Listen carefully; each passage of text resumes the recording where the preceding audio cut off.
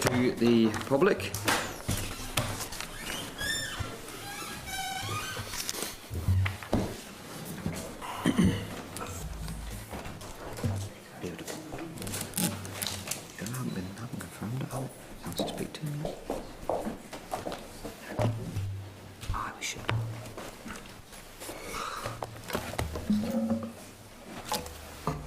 Okay, can I advise members and those in the public gallery that they are welcome to use mobile devices as long as they are on airplane mode and all devices are muted.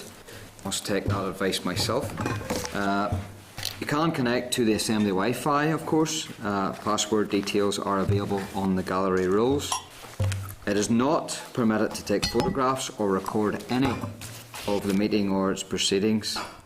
Can I inform members that there are 2 oral evidence sessions to be Hansarded today? Agenda item number 1, are there any apologies? Can I just say, put an apology in for Sammy Douglas. Can I also say that Sammy had an accident last week, that's the reason why he wasn't here last week, and he had put an apology in. He came off his bike, his cycle, as he was cycling that morning. And I think he was in a pretty bad way. He went to the hospital, and I think they suspected at that time a number of broken fingers and bits and pieces and ribs. He was hit by a car. He was hit by a car, yeah. So that's the reason why Sammy has been out of action and not about. So we certainly will send his best wishes, our best wishes to Sammy at this time, and I wish him a speedy recovery and hope he gets on his bike soon. Okay, members, any other apologies? Okay, agenda item number 2 then is draft minutes of the meeting held on the 1st of June. I advise members that they are at pages 5 to 11 of the tabled pack, the meeting pack, sorry. Can I ask members if they are content that the minutes are a true reflection of the proceedings of the meeting? If so, I will sign. Are members content? Yeah. Okay.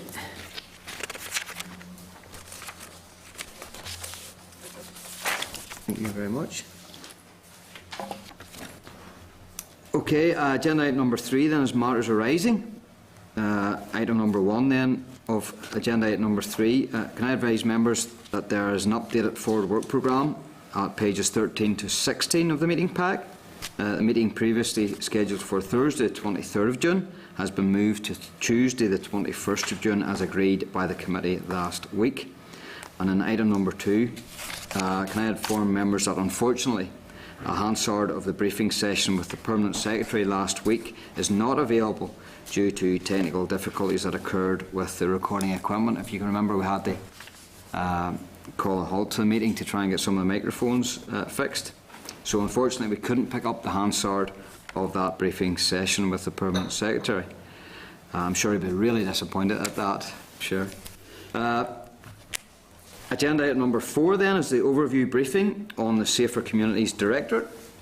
I advise members that officials will attend to provide an overview briefing of the Safer Communities Directorate. The relevant section in the first day brief can be found at pages 29 to 51 of the meeting pack.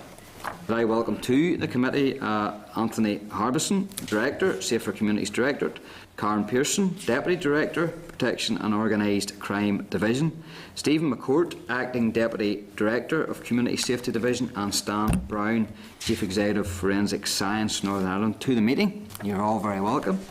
I can advise you that the session is being recorded, hopefully by Hansard, and the transcript will be published on the committee web page in due process.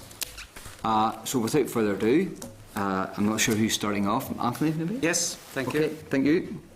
Well, thank you, Chair, for the opportunity to brief the committee today on the work of the Department's Safer Community Directorate. With me this afternoon, you've already mentioned, but there are 3 Deputy Directors. Karen Pearson, who has recently taken up the role leading our Protection and Organised Crime Division, Stephen McCourt, who leads our Community Safety Division, and Stan Brown, the Chief Executive, as you mentioned, of the Forensic Science Northern Ireland, or FSNI. Unfortunately, my colleague Rosemary Crawford, who leads our Policing Policy and Strategies Division, is unavailable this afternoon, but I'm sure that it will not be too long before she's have an opportunity to be here before you, given the importance of the work that's done within that particular division. The work done within the Safer Communities Directorate is actually of vital importance, and the whole ethos behind everything we do is about keeping people safe. I will touch on some of the work areas, but there are many more which I will not have time to explore in any depth today. But I and any of my colleagues would of course be happy to come back at any stage and cover any of the areas that you would like to go into in a little bit more detail. Could I also extend an invitation to the committee to come along and visit the new Forensic Science Laboratory at Sea Park, and indeed any of the other facilities of the many sponsored bodies that we look after. I'm sure they would all love to have a visit from the committee at some stage. The Safer Communities Directorate has responsibility for the resourcing, policy and legislative framework for policing, forensics and community safety. We're also responsible for the coordination of the implementation of the DOJ elements of the Fresh Start Agreement. We are obviously working closely with our new Justice Minister, and her agenda will set the direction for us as we move forward. So today I would like to outline what we do in broad terms across the three divisions and FSNI. As the Minister's agenda develops, we will of course work closely with the committee to make sure you're up to speed on the work that we do as we go forward again. Firstly then, I'll look at the Policing Policy and Strategy Division, which is headed by Rosemary Crawford. Its primary aim is to manage and maintain the tripartite policing accountability arrangements between the Department, the Policing Board and the PSNI. It is essential that all three elements of the system work together well and indeed effectively in order to achieve our shared aim of promoting public confidence in policing. Significant time and effort is devoted to ensuring robust oversight and governance, not only of the Policing Board and the PSNI, but also a considerable number of the other bodies who operate under the wider policing system. This includes the Office of the Police Ombudsman and a number of smaller but important bodies that provide services to the wider policing family, such as the Police Rehabilitation and Retraining Trust, the Northern Ireland Police Fund and the RUC George Cross Foundation. The division also sponsors the Probation Board, Prison Ombudsman and the Independent Monitoring Boards for prisons. Some areas of this division's work that will be of particular interest to the committee in coming months are, firstly, the previous executive approved the first stage outline business case for the Northern Ireland Community Safety College project. This set a clear strategic direction for the project and a sound basis for moving forward. The agreed preferred option will see the Northern Ireland Fire and Rescue Service develop the site at Desert Crete, and the PSNI and the Northern Ireland Prison Service will refurbish and extend existing facilities where appropriate. Updates will be provided to the committee at appropriate stages as this project progresses. Secondly, now that the primary legislation is in place for governing the work of the Prison Ombudsman, the next stage will be to involve developing the necessary supporting regulations which will be presented to committee in due course. Our aim is to have the statutory footing fully in place by April 2017. Thirdly, a number of legislative consent motions which may be required to extend to Northern Ireland certain provisions of the Policing and Crime Bill, which has currently been taken forward by the Home Office, will have to be considered. These include, among other things, dealing with issues such as cross-border powers of arrest, maritime hot pursuit, powers by GP forces into Northern Ireland waters, and retention of DNA and fingerprints of those convicted outside of Northern Ireland. We consider these LCMs to be necessary in order to address gaps in the existing statutes that apply to Northern Ireland. Fourthly, we are keen to enable the provisions in the Criminal Justice Act Northern Ireland 2013, which set out a new regime for the retention of biometric material taken by police in connection with the investigation of a criminal offence. This is necessary in order to ensure compliance with an ECHR ruling. But this must also be balanced with the need to ensure that important evidential material, which may subsequently be beneficial to any organisation investigating legacy issues, is not destroyed and therefore put beyond the use of the criminal justice system. It will not be possible to resolve this issue until the wider political decisions have been taken in relation to addressing the past. And finally, within this division, we plan to bring forward the committee's consideration before summer recess proposals to update the list of qualifying offences. These are serious, violent, sexual and terrorism offences. Given their serious nature, it is possible in certain circumstances to retain biometric material, that's DNA and fingerprints, for a longer period than would normally be the case. The list of qualifying offences currently dates back to the Crime and Security Act of 2010 and therefore needs updated just to keep in touch with modern developments. Chair, I will now turn to look at the Protection and Organised Crime Division, which is headed by Karen Pearson. POCD provides a focus for the protection and security related issues, including the coordination and the implementation of the DOJ elements of the Fresh Start Agreement. The division has strategic responsibility for policy in relation to organised crime and for supporting the work of the multi-agency Organised Crime Task Force, as well as developing measures to help tackle human trafficking and modern slavery. They also support the work of the voluntary search and rescue organisations, handle appeals against refusals of firearm certificates, and they also deal with aspects of explosives licensing and legislation. POCD is also responsible for ensuring that there is an effective and efficient state pathology department within Northern Ireland, and for a number of specific projects to tackle avoidable delay within the justice system. And of course, the Fresh Start Agreement will also be of considerable interest to the committee. This presents us with an opportunity to look at new ways of tackling paramilitarism and organised crime. And it is positive to note that the commitment of the Fresh Start Agreement in the draft programme for government. The DOJ has been tasked with leading and coordinating the implementation of the commitments in Section A, although they do sit across a wide range of departments. We will, of course, play an important role in the development of an executive action plan. The report by the three-person panel, as you know, was published on Tuesday, and an action plan will now be drawn up for consideration by the executive. The cross-jurisdictional joint agency task force established under Fresh Start Agreement is now providing a joined-up operational response to organised crime across both jurisdictions, building on very good levels of cooperation which already exist. It has already seen and set key priority areas and has carried out operations targeting both rural crime and child sexual exploitation.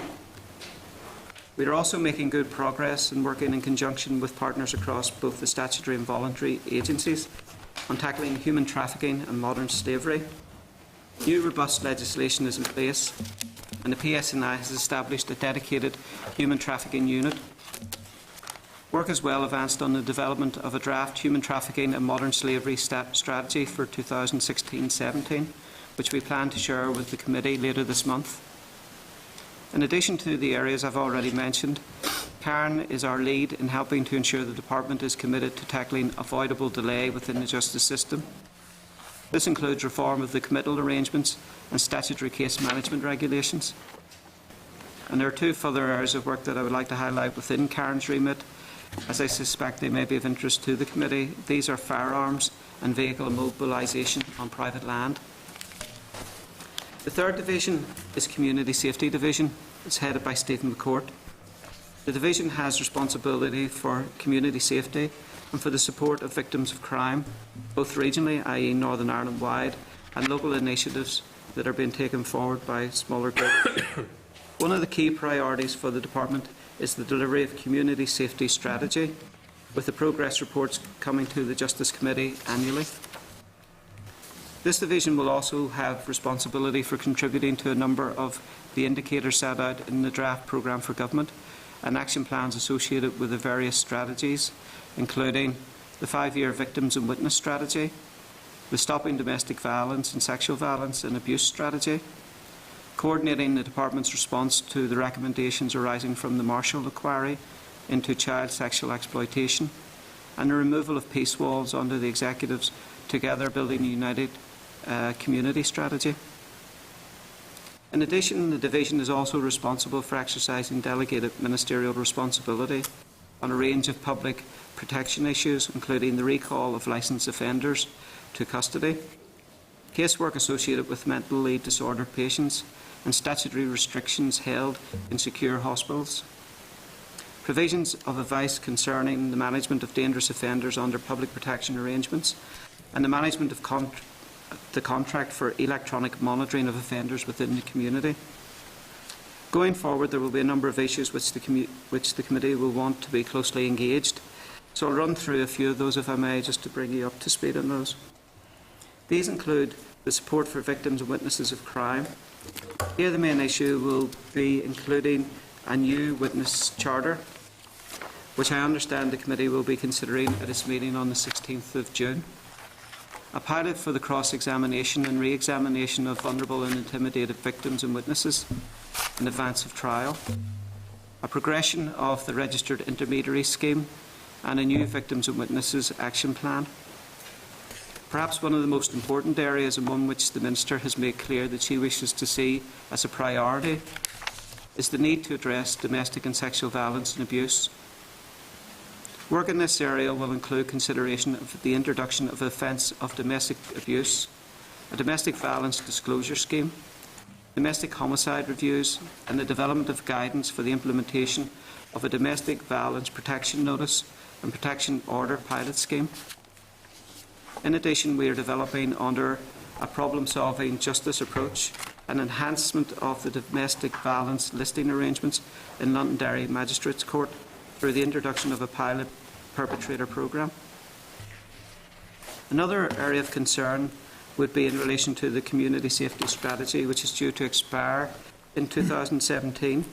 So work will have to begin soon in order to scope out the development of a new approach that takes account of the changed environment over the last 5 years, including the development of policing and community safety partnerships, local government reorganisation and community planning.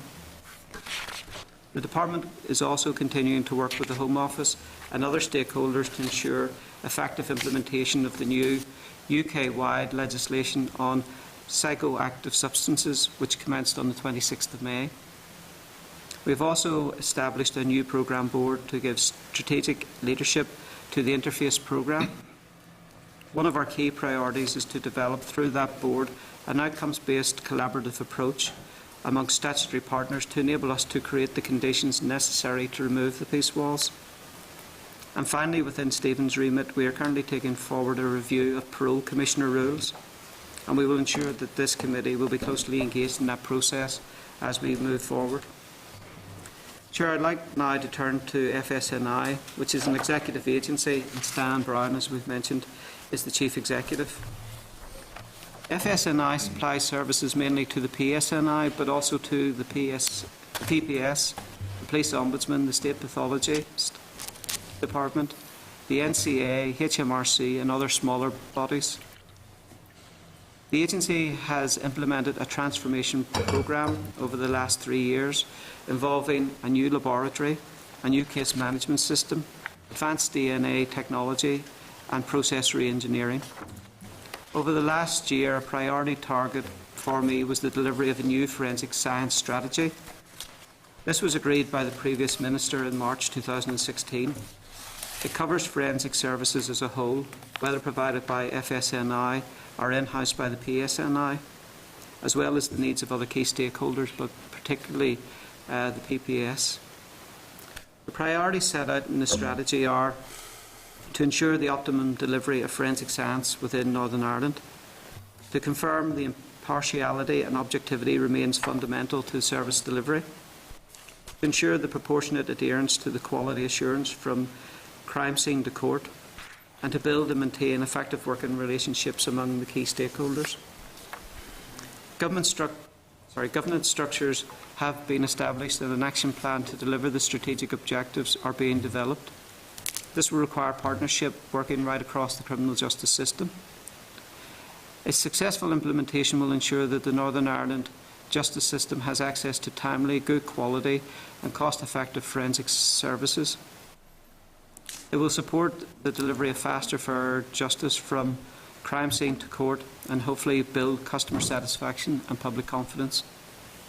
Last month we began a rollout of proportionate forensic reporting, or PFR, across the scientific disciplines within FSNI, and this work is due to be completed by the end of December.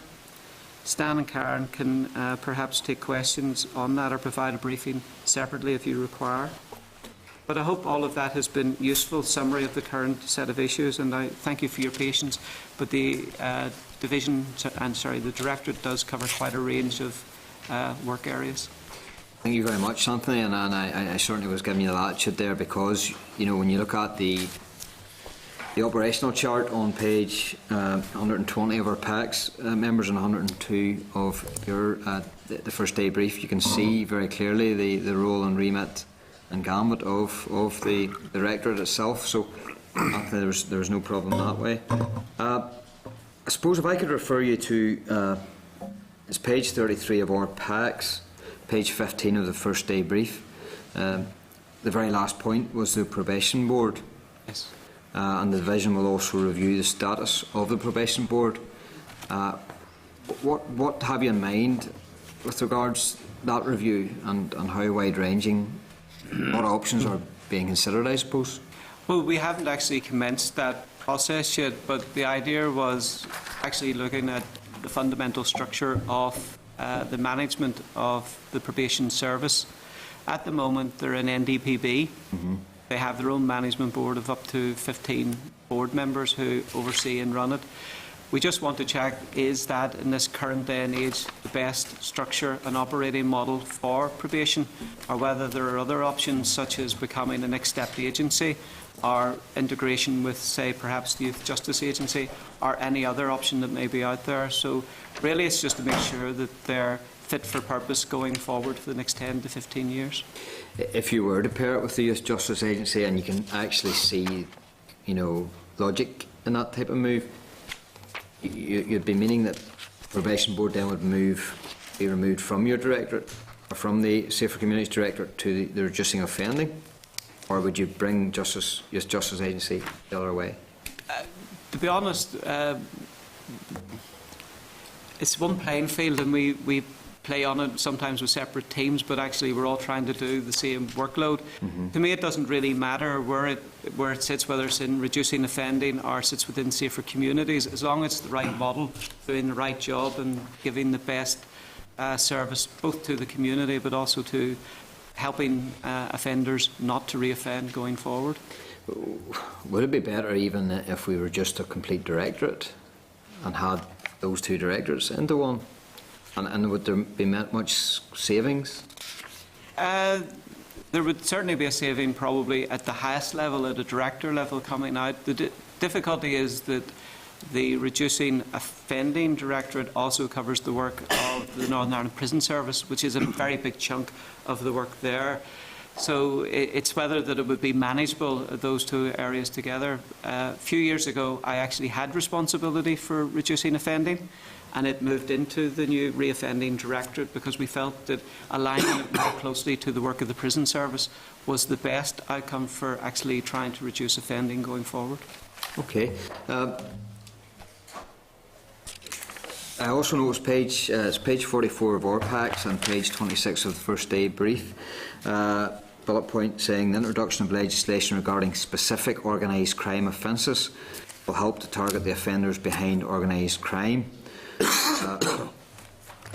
It goes on to talk about the assets recovery community scheme, but with regards to and this may be one for Karen, but if I'm right, it's in your new role now. What sort of timescale do we have for the introduction of legislation like that? I suppose you've also noted as well, Chair, that there's a recommendation along those lines in the Fresh Start panel report. So that's our starting point. They want us to look at quite a wide variety of jurisdictions, but I think the panel was particularly interested in some offences that they have in Scotland that we don't. So we need to do a review, we need to find a legislative vehicle, and at the moment the Minister's obviously still thinking about the type of legislative programme she would want and precisely when. But the first thing is to have quite a wide-ranging look at different jurisdictions and what offences they have, but particular regard to Scotland. Yeah, okay. I read on, page 26 of your first day brief. We also plan to conduct a review of the Assets Recovery Community Scheme in order to ensure that recovered criminal assets can be effectively used to fight crime and the fear of crime. Now, at the minute, if I'm right, that pot of funding goes, I think, via the PCSPs to community groups, to, in my constituency, it would have been local boxing clubs, football clubs, that type of thing, for equipment.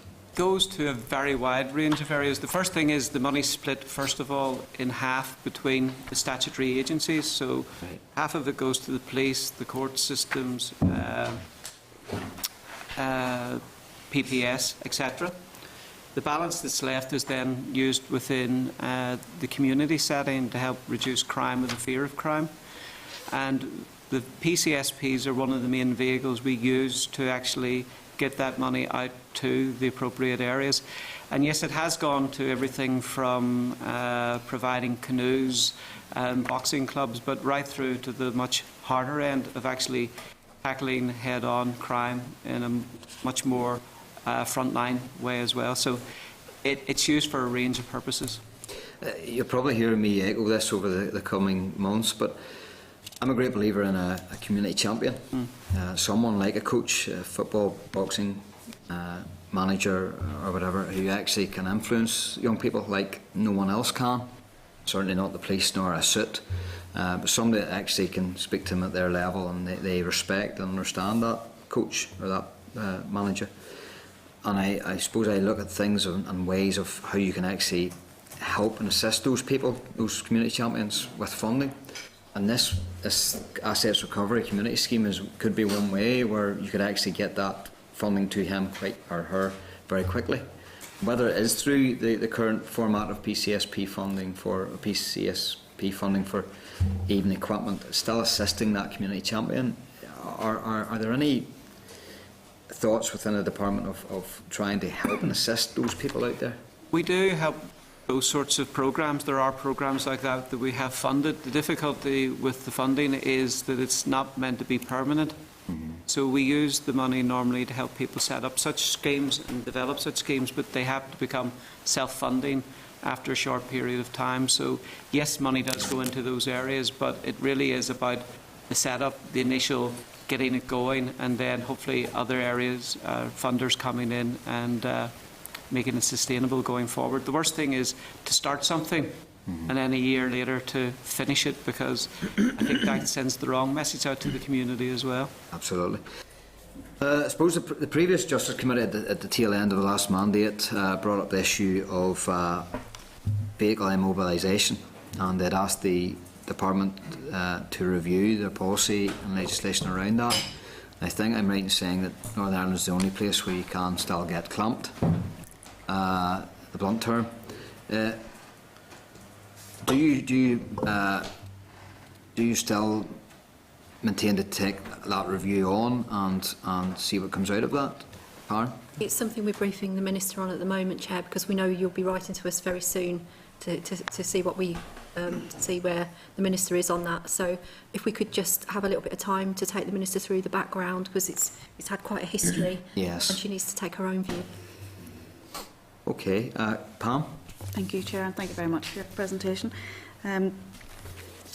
Just reading on page 37 of the pack about the further measures to address domestic and sexual violence and abuse and the key priorities, and I'm delighted to hear, and I know I've heard directly from the Minister herself, I know that she's very passionate about, as I am, about domestic abuse, violence and sexual violence, and that whole massive area.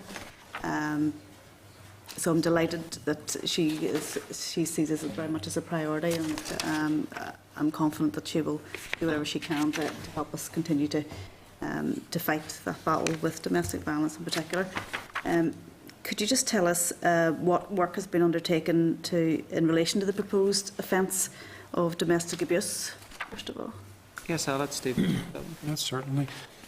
Chair, just in relation to that, consultation was just recently finished at the end of May in relation to introducing an offence of domestic abuse and also in relation to a domestic violence disclosure scheme. At the moment, we're in the process of collating the responses into a summary document, and we'll be coming back to the committee in relation to defining the way forward. Naturally, the offence that we are looking at is about controlling coercive behaviour. In that respect, which very much mirrors that which has recently been introduced in relation to England and Wales. So we hope to come back to the committee in the very near future in relation to that point.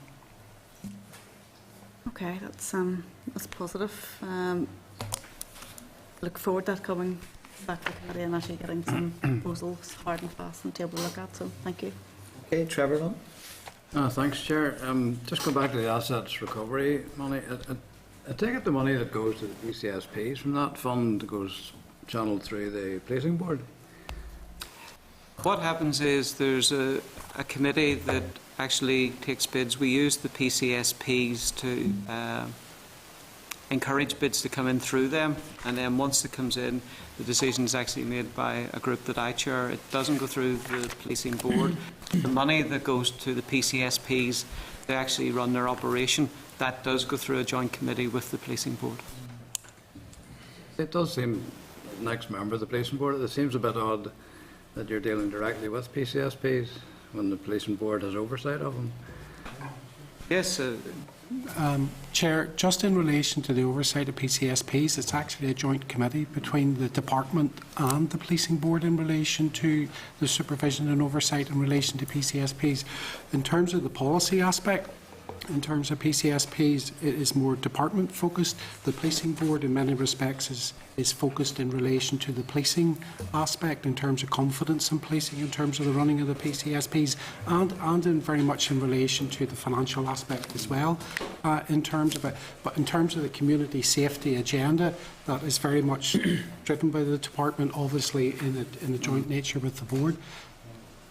I can ask one more, Chair. You mentioned the Community Safety College early on in your presentation, Anthony. I see it's listed here as an achievement, which kind of makes me smile. Is it really an achievement? I wonder how much it has cost so far. How much it's cost? It's not recoverable. It's actually been a waste of money. I think the achievement was getting the first stage of the OBC1 completed and agreed, signed off, and now we're in the process of really taking it forward and spending money. I don't think any of us would deny that it hasn't been as successful as we would like it to have been. Certainly its original concept has shifted quite dramatically. Yeah. Yes, there was land bought, we've spent land, we still own that land. There was work that was done in terms of the preparation and development of a single facility for all three services, and there has been some expenditure spent on that. There is a process now trying to recover some of that going forward, but I would agree it has not been an outstanding success. Does the facilities at Garnerville presumably are going to have to be extended and redeveloped? Yes. Is that site suitable for that sort of development? I mean, are the police satisfied that they can make the best?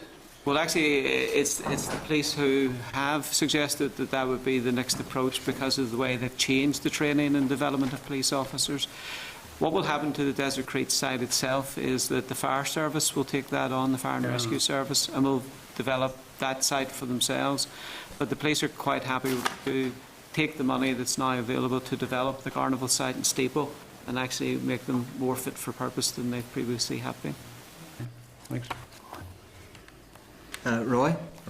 Thanks for your presentation. In the Carrickfergus area, I can see how a community facility in a disadvantaged area, along with work with other agencies, can be quite inspiring and allow the community to progress where there's been a very weak community infrastructure. And in particular, there was the BRIC programme that the housing sector was running.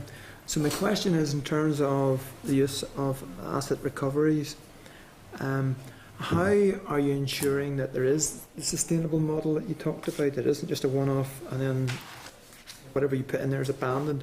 How are you liaising with all the other departments and indeed with local council so that there is stability moving forward and that investment is good value, not just for 1 year, but for many years. Well, that's why we asked bids for the ARCS money to come in via the PCSPs, because hopefully through the PCSPs you're getting that input of both community and council input into the projects that they then put forward to us. We then assess the projects on a matrix that actually looks to see how they score against what impact are they going to have on reducing crime and the fear of crime. How are they going to go forward? What is the sustainability? There are some things that are one-off, like the buying of canoes for a youth club or youth centre to actually go forward, but it's the work that they're going to do with those children that we're looking to see how will that sustain it, how will that go forward. So we try to balance all of those aspects as we come forward, but certainly it is about, at its heart, reducing crime and fear of crime, and that's the overriding issue that we look for in any bid. Is this process linked in any way to community planning, which is the new role that's gone to the councils? Well, the PCSPs should hopefully be a vital tool in community planning, which has, as you say, gone to the councils.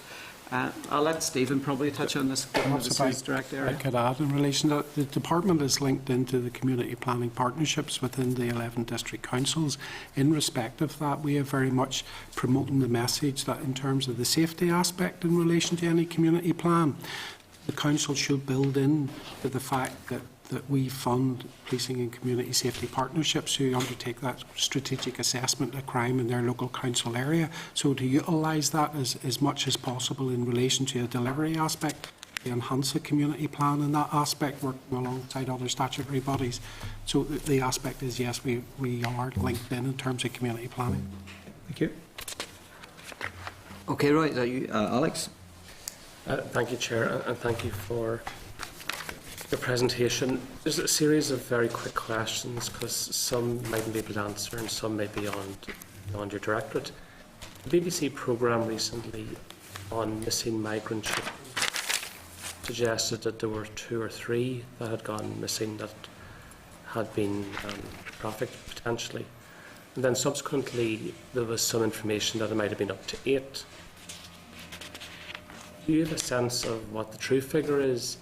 And critically, what more can be done to ensure that as unaccompanied children or families come into Northern Ireland, they're not at risk to those who are probably waiting for them in an attempt to traffic them?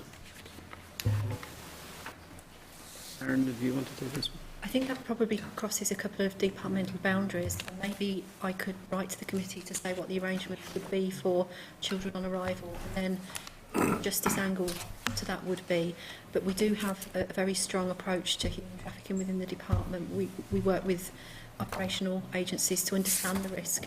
But I'd like to maybe just get behind those figures for you. That's fine, sure. Okay. But I do think that given the uncertainty about numbers, but nonetheless the fact that children have been trafficked, and given that this does touch upon your directorate, I would expect that there's been urgent work done over the last years to ensure that any future risk is reduced. Then the second question is, and this might be beyond your directorate, but is there any update about where the former minister tabled a paper at the executive in respect of money for inquests that didn't get over the line? Is there any update in respect of the retabling of that paper in terms of an approach then to the British government to release monies for inquest? Ian, Karen. I think you have David Lavery after us. All right, well then I'm getting ahead of himself, but he's forewarned now, so he better have a good answer. Then the third is, has there been any money drawn down of the Fresh Start budget line in terms of NCA, SNI monies to deal further with organised crime? I chair across a departmental group that's responsible for looking after the bids for those monies. We've had a number of bids come in. We've approved some expenditure from that already. Hopefully it will work its way through the June monitoring to be approved. And yes, there is a bid in from PSNI as well, but there is no bid from NCA. Well, NCA is clearly beyond your competence, although I do think it's something that we should write to the NCA about to see where they are in terms of making any, because here we are 7 months after Fresh Start. The NCA have, well, whether they presented a bid, we don't know really, but as far as I'm aware, not a penny has been drawn down by the NCA, and we're only now at a stage where the PSNI, and the point I'm making is it's just given 7 months more for those with assets, current or historic, to rapid them away and hide them in places where they can't be accessed. And I don't think 7 months after budget lines were proposed, that's very encouraging. Could I maybe just add something to that? The money that's available this year would have been available from 1st of April, and small amounts of money have been spent against that line so far. We do have a bid from PSNI that we're looking at, and we will have to have discussions with NCA as well. Nothing's been ruled out. I absolutely take your point, but the earlier we can allocate the money, the earlier it can be spent. But it's a big pot of money over a 5-year period, so we're only really a couple of months into the financial year. I appreciate that, but the criminals have been forewarned, and the organised crime on this island know full well how to deal with that. Could I ask you then 2 final questions? Is it the intention of the Minister, following her consideration of the matter and Executive's consideration of the matter, to provide an update to the committee in respect of what Justice will do arising from the recommendations of the panel? And has there been any consideration by the Department of those matters that were agreed by the Irish Government Cabinet last week, when the Justice Minister of Ireland tabled proposals whereby the Irish Government or the Irish authorities, and CAB in particular, would go after even assets of £1,000? At the moment, we're in the process of developing an action plan in response to the 3-person panel. Once that action plan is developed, then obviously it will drive a series of work that will go forward. But Karen, if there's anything... Fresh Start says the Executive will take an action plan consideration before the end of June, and there's ministerial commitment to do that. So we're working on a cross-departmental basis now to put together a document to respond to the panel report. We meet the timetable, and we're very hopeful we will. That will be available end of June, early July, and I have no doubt the committee will call the department to talk about the actions that fall to us. But I suppose it's interesting to note that it's a report that goes much wider than justice, and that's very welcome to us to have help from other departments in this space. So we're hoping that the executive document will be seen as something for everyone, but clearly some actions will fall to justice, and we'll be very happy to come back. And look forward to seeing that. The wider point, though, was that the Irish Government of Ireland and its agencies have had, relative to the agencies in the north, enormous success in going after organised crime. The point now that they think they have to escalate the response to even go after those who might have assets of £1,000. And the point I'm making is that I do think we need to learn from them and learn from the recent interventions of Minister Fitzgerald in that regard. And you can consider that, or maybe not, in terms of the response to the panel report. And my final question is, I don't think it's in the papers, Chair, and it might be beyond Anthony's competence, but did we get any update from the Permanent Secretary in respect to the question he wasn't able to answer last week, in respect of Justice's input to the process around being led by health around mother and child and abuse victims outside the institutions? We're still waiting. It's still ongoing. We're still waiting a response. We've written on it. You might remind the Permanent Secretary. I will. But just to touch on your previous question, I think we're looking at all jurisdictions to see how best we can tackle both paramilitary and organised crime, and organised crime being the focal point, because the paramilitaries are using that as a way to gain and generate funds. We have, as you know, through the PSNI and the Garda Síochána, established the cross-border task force, which is specifically looking and targeting this sort of work going forward. Thank you. Okay, Claire? Thank you, Chair. Hello, and thank you for your presentation. I'm going to go back to, again, the piece here where you're talking about addressing domestic and sexual violence. You say that you work in conjunction with the Department of Health as well. In the key achievements, you talk about the domestic and sexual violence helpline. I was wondering, could you tell us who runs that helpline? The helpline's run by Women's Aid. And do you know how much funding is put into that helpline? Yes. There's a tripartite arrangement in relation to the helpline, which is between ourselves, Department of Health and the Housing Executive, which is 110k in terms of the Department of Justice contribution to the helpline. And just, can you give me a sense of numbers? Do you know how many people would be affected by both domestic and sexual violence in Northern Ireland?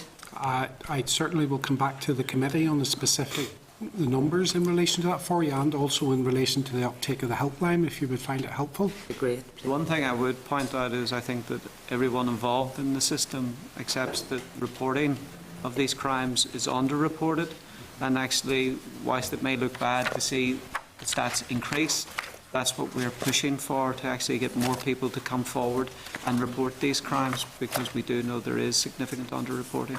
Yeah, no, I'm well aware of that. That's why I'd be interested to see how many are coming forward and to see that increase happen. It'd be good. I do come from that sector background myself as well. But in terms of the Rowan Centre, I'm not sure, how long's the Rowan Centre been open now? About 3 years. And the Rowan Centre, does it have a board? A management board, or? It has a management structure. It's jointly funded by Department of Health and the PSNI. It's an excellent facility, and I would encourage anyone who suffered any sort of trauma or abuse to use that facility. Yeah. And do we get annual reports from the centre at all, or is there any requirement for them to produce any? I'm not aware that we would get that. We can certainly write and ask and let you know. Excellent. And just last one then, on the publication of the strategy, the domestic and sexual violence abuse strategy, and the consultation has just closed. Do you know how many responses you received? The consultation in relation to the strategy? Yeah. The strategy has actually been published. That was in the last mandate. Sorry, the consultation that's just closed? Oh, on the domestic abuse offences, domestic violence disclosure scheme. I think it was in the region of 42 responses in or around the region of that. And as I said to the Chair, we hope to come back to the committee very shortly, giving you the summary document in terms of responses. Thank you. That will be a vital piece of work going forward. You know, the committee are very interested in that. Just to recap, Trevor asked the question about Desert Creek. If the ambulance service is taking that on, Fire service, sorry. Sorry, fire service. Fire and rescue service, not the ambulance service. Right, okay. And does that fall then within DOJ? No, Department of Health. Will they take it over then? Take it off your books, so to speak? It was a joint scheme between Department of Health and the DOJ. What the outlined business cases suggested is a separation, with the Fire and Rescue Service taking over that facility, that land, and building a facility for themselves. I mean, the most important thing they miss in Northern Ireland is a burn house, and it seems like an ideal site for that. But DOJ would have no interest then at that point? No. Although there will always be joint operations, certainly between police and the fire service in different training facilities, but no, the facility at Desert Creek would become a fire and rescue service facility. So if there's no interest, does that lift the burden of DOJ financially? The burden was always a shared one, because it was a programme for government initiative. There was a large pot of money already indicated available for that, and the money that's now available will be split between the fire service and the police and the prison service to develop their own training initiatives. Just on a point Alex made around the bidding for money from Fresh Start, which is all new money as far as I know. Yes, maybe a part, maybe where there's 50-50 between Executive and Whitehall, but through memory, 10 million for tackling paramilitary activity, 12 million for a shared future, 30 million for organisations to bid for. I think off the top of my head 150 million towards the PSNI. There was the security funding, which was always coming, has come to the PSNI for several years. That's mentioned in the document. The money that we've been looking at directly for tackling paramilitarism within Northern Ireland on a Fresh Start is 10 million per annum for 5 years. So there's 50 million of new money specifically to deal with those areas. But surely that would have to be specific programmes. Yes, people will bid for that money and it will have to go through the executive for approval. Right, okay. And has the department got any sort of ideas around tackling that at this point, or were you waiting for the 3-member? A bit of both. We have funded those issues that were directly mentioned within the Fresh Start agreement. So, for example, there's money for a media campaign launched to tackle organised crime, make people aware of it and how we handle it. There is money set aside specifically in Stan's area for forensic equipment that we're going to take forward. We've got bids in from the police for work that they want to do going forward, which is sort of in the areas that Alex was asking about in terms of identifying who has this money and best way to tackle them. And then explain again just the relationship that the DOJ would have with the National Crime Agency in regard to this theatre. Oh, right. There's no specific relationship in that way. However, the Minister chairs the Organised Crime Task Force, of which the NCA is a partner and would sit on that, and I chair the Organised Crime Task Force Strategy Group, and again, all of the law enforcement agencies, including the UK-based HMRC, NCA, sit on that as well, and that's a way of trying to make sure that all of the law enforcement agencies are working together and are coordinated.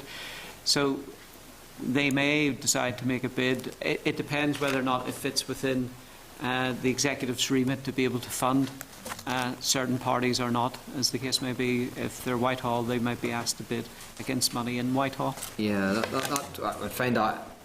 I think we'd like to know just exactly what that money and how far spread that money can go, and whether it's even appropriate that that money would be used in that way when it should be maybe, or could be funded from Whitehall. Those are issues I think that still have to be determined and worked through. Certainly at the moment the approach we're taking is we're taking bids from Northern Ireland, executive-based and funded organisations and bodies, as opposed to money from Whitehall departments. We haven't had any bids from any of the Whitehall departments at this stage. But if we were perhaps to ask the NCA or the HMRC to do some work on our behalf, then I think it would be legitimate to use the money to fund that. But again, that has to be decided at executive level. You preempted my next question, because I was going to ask, is there a mindset within the DOJ that says, well, look, this is what needs to happen, who's best placed to deliver that? NCA. So then we would, you would then, DOJ would actually entice or ask the NCA to? That's certainly possible going forward. I mean, we have to look at who are the best people to tackle organised crime and specific aspects of organised crime, and make sure that we're all cooperating and coordinating. And it is a response between the three governments, the Northern Ireland Executive, the UK Government and the Irish Government. So we would want to see all of the players coordinating their efforts to tackle this issue. Could I just add, Chair? Yes, sure, Karen, yeah. Recommendation C5 in the panel report points towards NCA and HMRC being funded from Whitehall. Yes. But we shouldn't, I think, close our minds to, if we need them to do something that fits within our strategy, there's money there. But as Anthony says, we've still got to work all our way through the governance and the finance issues for this. But we very much hope that the executive document, when it comes out, will say something about the money side. Okay, well, again, C5, the one you referred to, Karen, states the UK Government should resource the NCA and HMRC to appropriately prioritise intensive work to tackle all organised crime linked to paramilitary groups all over Ireland. Well, yes, you're on the ball. Very good. You should push that one. Alex, you want to come back in? Just one point. The Environmental Crime Unit of the NIEA is still not part of the group that you chair? They're part of the group that the Minister chairs, which is the wider grouping of the Organised Crime Task Force. But are they a member of the group that you chair? That group, no, that's the direct law enforcement agencies, but they have come along to it when they want to bring If the specific Environment Crime issues. Unit is a direct law enforcement agency, As I was saying, why does that sit? Because they are operational, and the police come and assist them when they go on raids, and the Environmental Crime Unit went on their various raids to the biggest illegal waste dump ever in the history of these islands, 2 miles outside Derry. It was the police who went with them, so they are operational. They initiate legal proceedings and so on and so forth. Why are they not sitting on your group? I know what you're about to say, but why are they not sitting on your group? there are a number of smaller such agencies, including the Food Standards Agency, the people in veterinary side of the house as well, who tackle illegal veterinary drugs. They come when it's appropriate. They do come and join the meetings. They have come and joined that meeting. When it comes to the Environmental Crime Unit of the Northern Ireland Environment Agency, and given the scale of environmental crime, you don't think they're big enough or important enough to be a full-fledged member of the subgroup that you sit on, that you chair? They're on two of the subgroups that we chair, not specifically on the group that I chair, but they're on a number of the working groups, and any time they raise an issue that they want to bring forward, they have complete access to come and do that. And the response on that is what? C6. Very good. That C6 recommends that we think about bringing them into the Joint Agency Task Force, which is obviously not the OCTF. But I think while we're considering that, it would be timely just to think about how best we engage with that organisation. There is a specific group that looks at waste crime subgroup, and there is one on financial crime, and they sit in both of those groups. C6 next stage. It does. Okay, Trevor and then Michaela. Yes, thanks. Just for clarification, Anthony, the Assets Recovery Community Scheme, sorry to go back to it again, does the Chief Constable have a separate fund of a similar nature, or am I getting confused here? The Chief Constable has a number of funding streams that they use for community groups and work that they fund directly, but it's not through this particular scheme. Can you give us any idea of the size of this scheme? I mean, what kind of money are we talking about? Usually it's in the region of about 1.5 million is the sort of recovery, 1.5 to million. It varies, it goes up and down, of which half of that then goes into the community groups. It goes for combating crime and fear of crime. Okay, Michaela. Yeah, thank you, Chair, and thank you for your presentation, and apologies in advance if this question's been asked when I had to leave the room. You did say that one of the priorities of the Minister would be the domestic violence and on sexual crime, and that you also touched on the domestic homicide review, Mr Harbison. As a newbie to the committee, can you just explain a bit in detail what that structure is? Yes, I'll let Stephen do that. And I was hoping they wouldn't pass it to me in that regard, because we will be coming back. This is a piece of work that we are just about to commence in relation to looking at introducing a domestic homicide review. In effect, what it is setting out guidance in relation to how statutory agencies can come together to learn from unfortunate incidents of domestic homicide. In that respect, we are just about to initiate that piece of work, and we will be coming back with a committee with a framework that we intend to take forward and introduce. You'll be speaking to stakeholders and Yes. the like that? Yes. Yeah. It's really about trying to develop and see what should be included and how we should actually build this going forward. And hopefully there won't be that many such homicide incidents, but we want to learn from each one of them so that we help prevent future such incidents. Is there a template there, like say in England, Yes. Scotland or Wales or something Yes, that you would very be much kind of pitching? It doesn't necessarily read directly across in relation to the various frameworks that we have here, and that's what we will be doing. We'll be learning from the England and Wales experience and translating that here to build our own framework from scratch. And would there be a time frame, or maybe that's a bit early to ask that? I'm hoping that certainly within it's a matter of months not, you know, It's an urgent issue that we're taking forward. it is an issue. I would hope to come back to the committee, you know, in around September, October. Okay, thank you. Could I just add, Chair, in relation, just one other point earlier, in relation to stats on domestic violence? Forgive me, but the annual report that we put up in terms of the community safety strategy has a specific section on domestic violence that I would draw to members' attention. And just from a high level, in 2014-15, PSNI statistics are 28,287 domestic abuse incidents recorded. This is on average 77 incidents a day, 6 murders with a domestic motivation accounting for over 37.5% of all murders recorded by the police, 2,734 sexual offences, 449 sexual offences with a domestic motivation, and 737 offences of rape. Obviously that goes on much deeper in relation to breaking that down in terms of layout, but that will give you an indication. But we will send you those detailed figures so that you have them. Great. Thank you. Okay, just one further question I have then, and then no other members has motivated to speak or ask questions. But finance, of course, is a massive issue for any directorate in any department.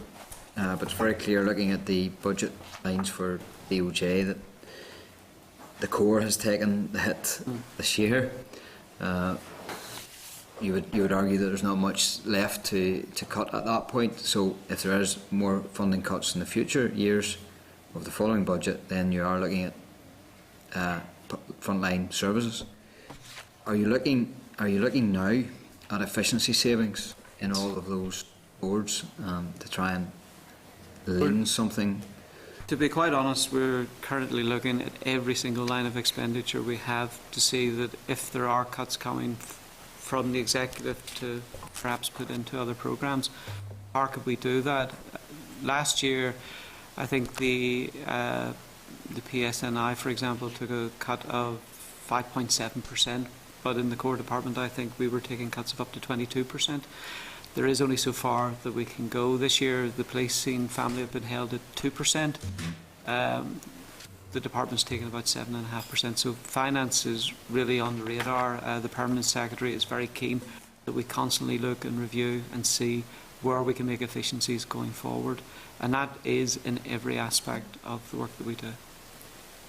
Would you be bold enough to consider ideas around these are buzzwords, of course, but the preventative spends, the invest to save stuff, whereas there may well be an upfront investment, but in the long term it will reduce budget lines and burdens? Well, we have done that already. I mean, this is the third year of the Early Interventions Programme, which is a programme across a number of departments to which we contribute £700,000 per annum for the last 3 years. So, yes, we are looking at that. We're encouraging people also to look and see where, if they did something different, the saving may not actually occur to them, but it may occur to another body within the criminal justice system. So we're asking people to be as imaginative and as creative as they can be, but it's also about looking at partnership working and where we can share resources.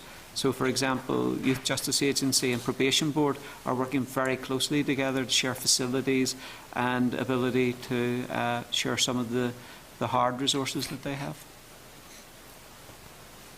To lose a directorate, Safer Communities, reducing offending, I know you have the prison service in among that. What sort of savings would be made if you were to reduce the department from 4 directors down to 3? I honestly couldn't tell you. I wouldn't have those figures to hand.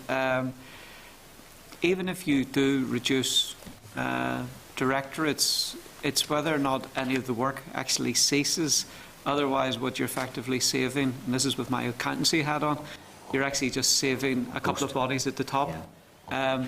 The real benefit is by closer working together, and sometimes you can get the same result simply by working smarter together. But I know it's one of the issues that the Permanent Secretary is looking at and considering.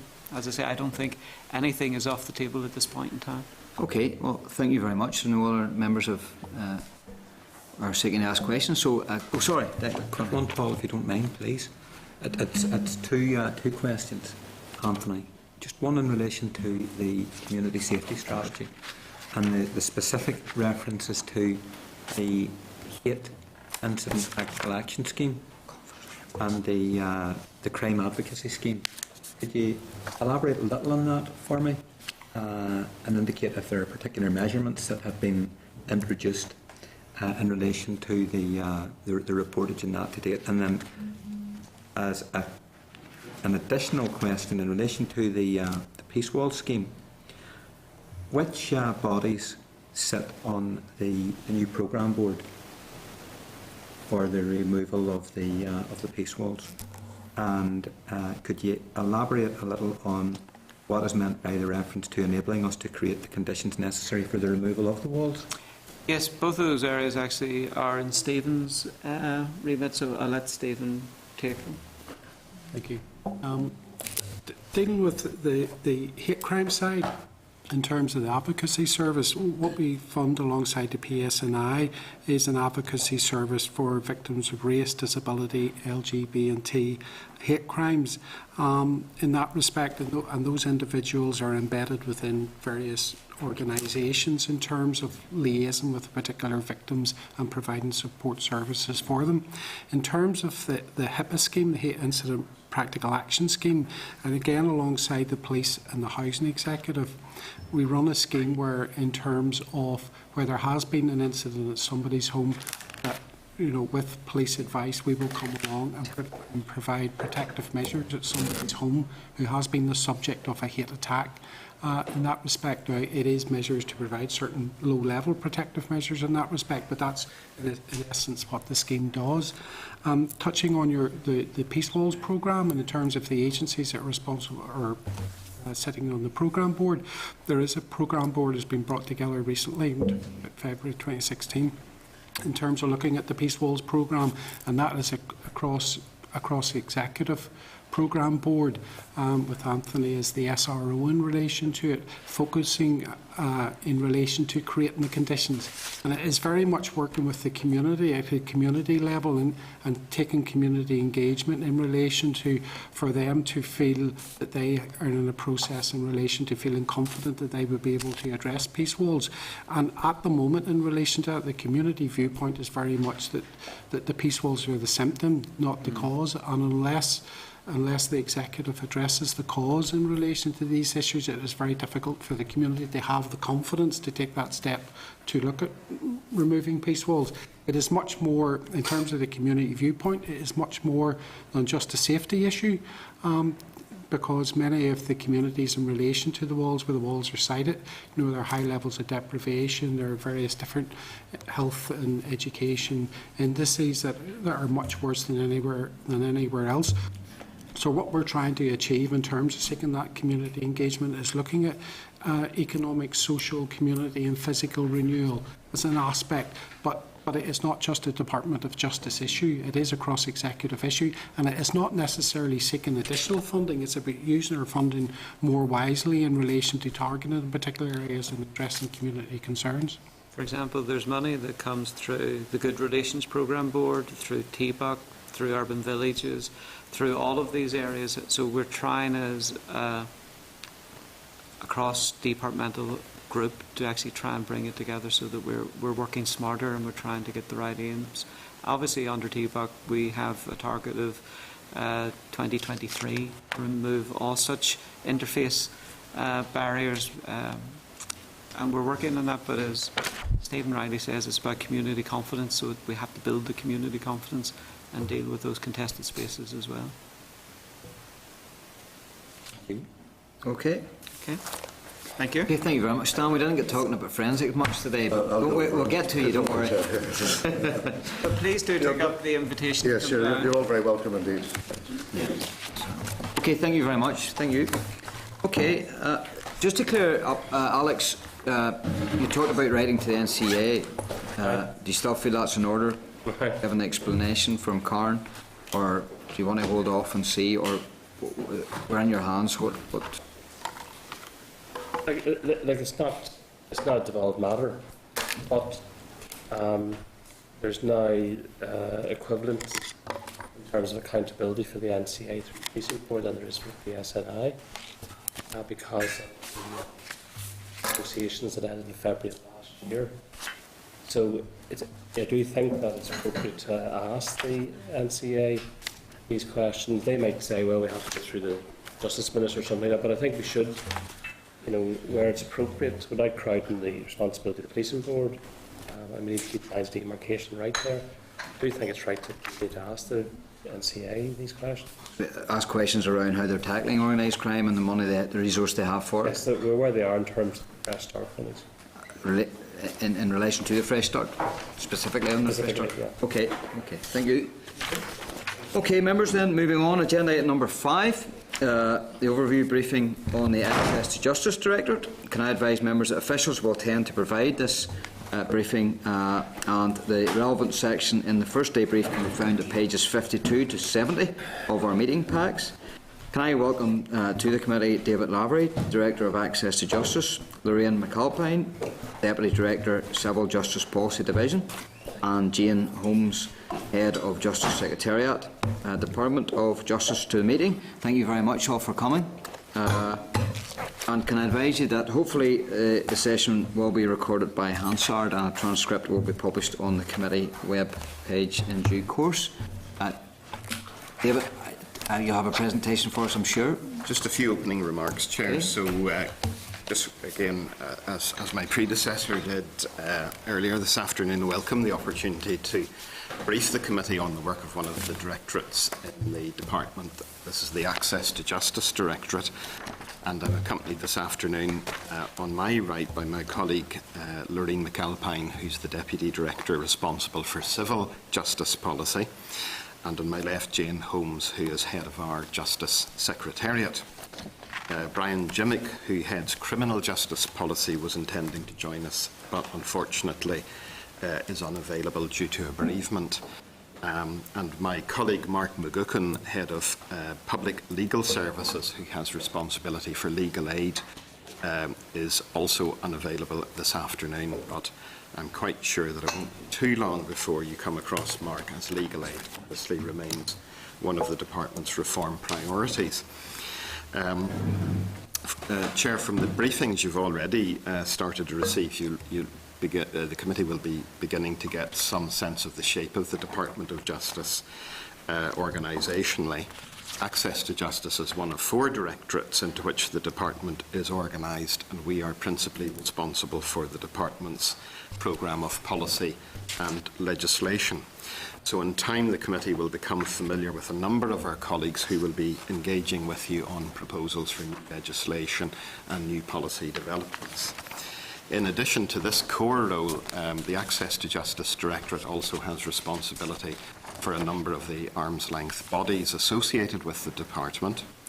These include the Northern Ireland Courts and Tribunals Service, from whom you'll be receiving a briefing at a future meeting, the Northern Ireland Legal Services Agency, which operates the legal aid scheme, Criminal Justice Inspection, Northern Ireland, and also the Northern Ireland Law Commission, although the latter not currently active due to funding constraints. As the committee will, I'm sure, appreciate, at the beginning of a new Assembly mandate and following the appointment of an independent MLA as Minister for Justice, it wouldn't really be possible for me to present you this afternoon with a definitive programme of the work on which we will be engaged over the next 5 years. Nevertheless, it seems reasonably clear that the Executive's programme for government will play a major part in shaping the policy agenda for the justice system. In the current draft, the outcome of a safe community where we respect the law and each other is underpinned by 3 justice indicators: reducing crime, reducing reoffending, and increasing the effectiveness of the justice system. These 3 indicators will be further developed into what will become a programme for justice, which will shape much of the work of the department over the next 5 years. The Minister will give broad direction to this work through a new Criminal Justice Board, which she chairs. The board brings together the senior leaders of the justice system, the Lord Chief Justice, the Chief Constable, and the Director of Public Prosecutions, who meet with the Minister throughout the year to discuss aspects of the performance of the justice system. And the Criminal Justice Board is supported by a programme delivery group which I chair and which comprises the chief executives and other senior representatives of the various organisations which together comprise the criminal justice system. I believe it is already reasonably clear that one of the priorities for the justice system over the next few years will be the development of a range of initiatives on what is sometimes referred to as problem-solving justice. Indeed, problem-solving justice has been selected as one of the Pathfinder projects for the new programme for government. And the Pathfinder projects are intended to explore the scope for new and more collaborative ways of working. Problem-solving justice, as I'm sure the members of the committee will be aware, involves a more proactive approach to criminal justice, placing particular emphasis on early intervention to address the underlying causes of offending behaviour, whether that's drugs or alcohol, addiction, mental ill health, or more social challenges such as domestic violence. Last year, the Department of Justice commissioned a case study by the OECD into the potential for problem-solving justice in Northern Ireland. The study looked in particular at the Domestic Violence Court, which has been operating successfully in Londonderry Magistrates Courts for some time. And the OECD's conclusion was that problem-solving justice has a particular relevance to Northern Ireland and has encouraged us to roll out problem-solving approaches on a pilot basis. Further impetus for this was provided by the Justice in the 21st Century report published by this committee at the end of the last Assembly mandate.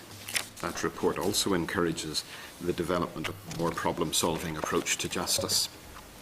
And acting on this, the Department is now developing plans to pilot an addiction court which would be able to deploy therapeutic interventions when dealing with offenders who habitually present with drug or alcohol problems associated with their offending behaviour. This, Chair, is just one example, but I believe a positive example of the scope for adopting new and more radical approaches in our pursuit of a justice system that delivers results for the community it serves. Chair, this concludes my opening remarks, and my colleagues and I will be pleased to discuss this topic or any other aspect of the work of the Access to Justice Directorate. Thank you. Okay, thank you. Can I put you on to, well, you'll know the work, of course you were involved in it too, the work that the previous committee put on with regards to innovation and problem solving and drug courts and all the work around that.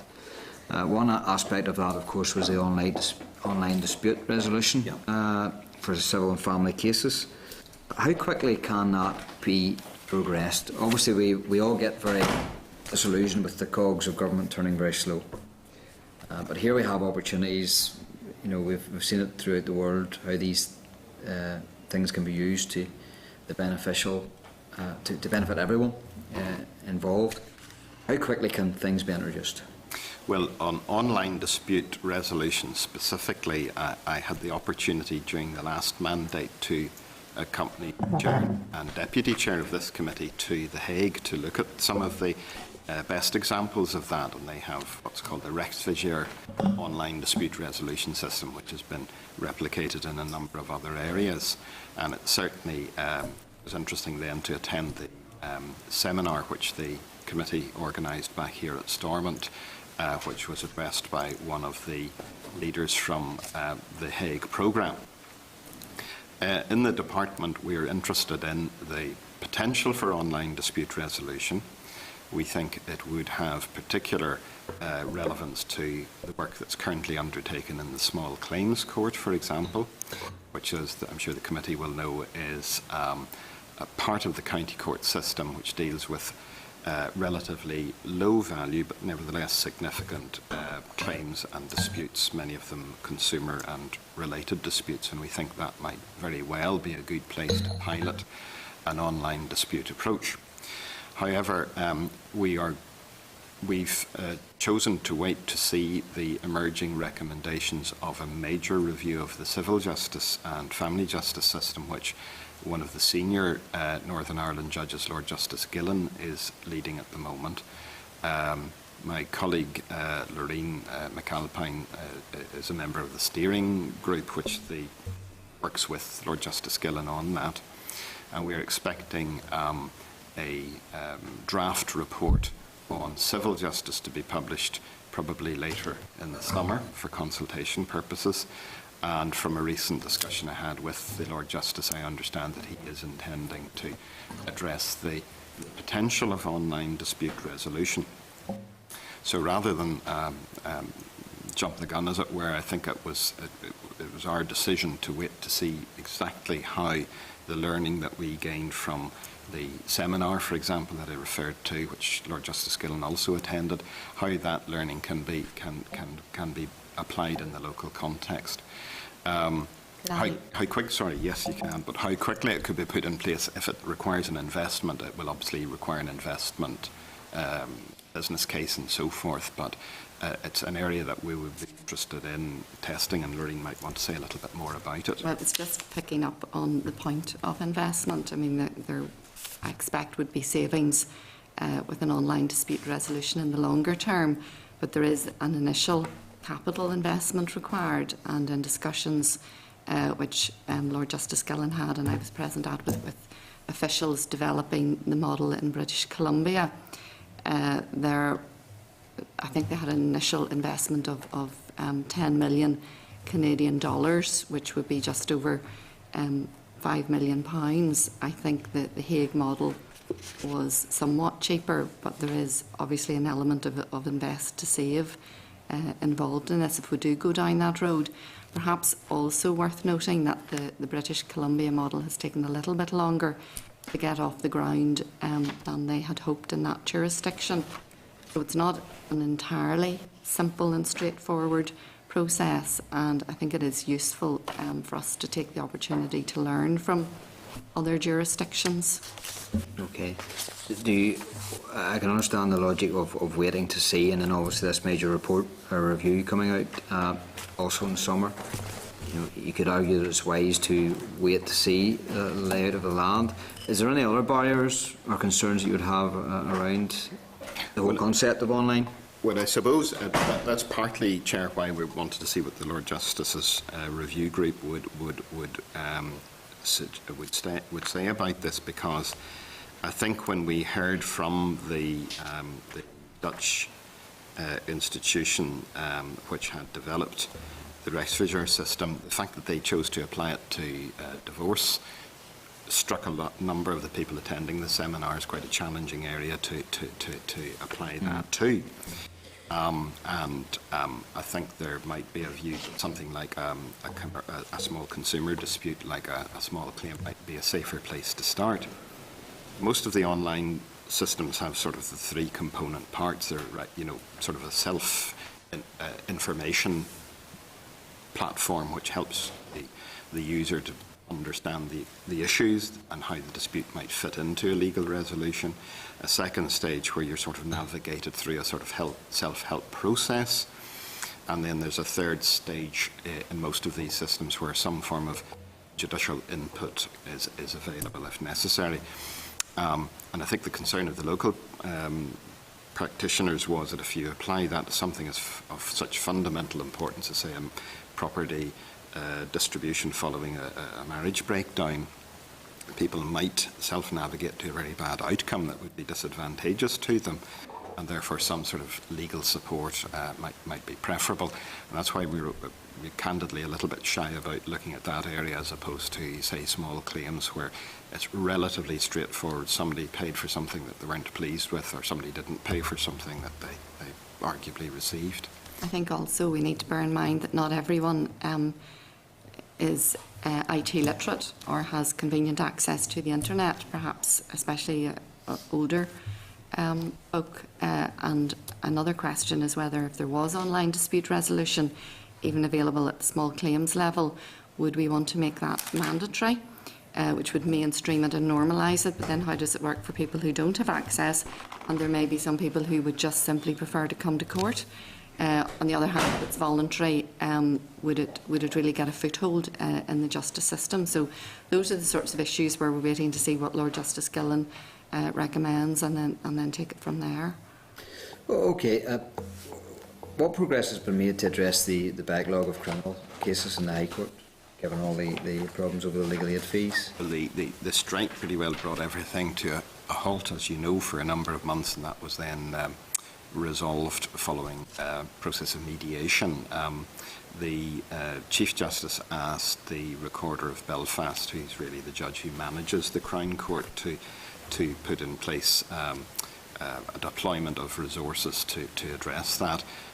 My understanding is good progress is being made, but it will take the better part of a year to get back to what would normally be normal levels of business. We'll not ever run out of cases, but there would be a sort of normal caseload that we want to get back to.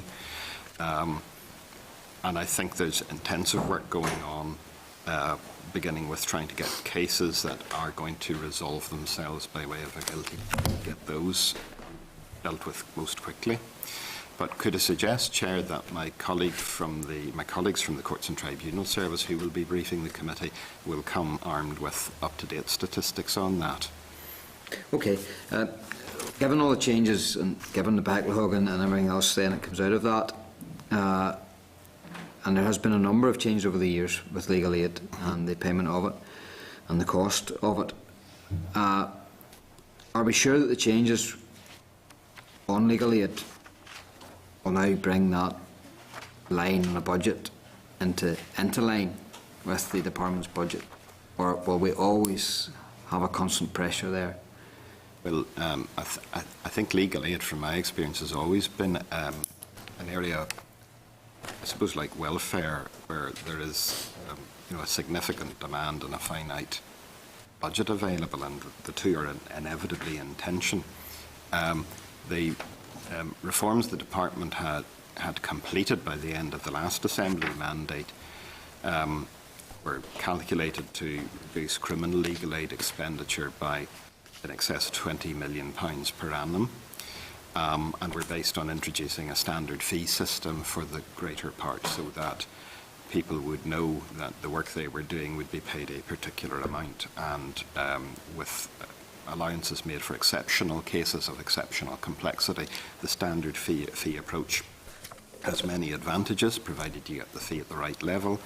It gives budgetary predictability to us, and it gives quick cash flow for practitioners who are doing that sort of work.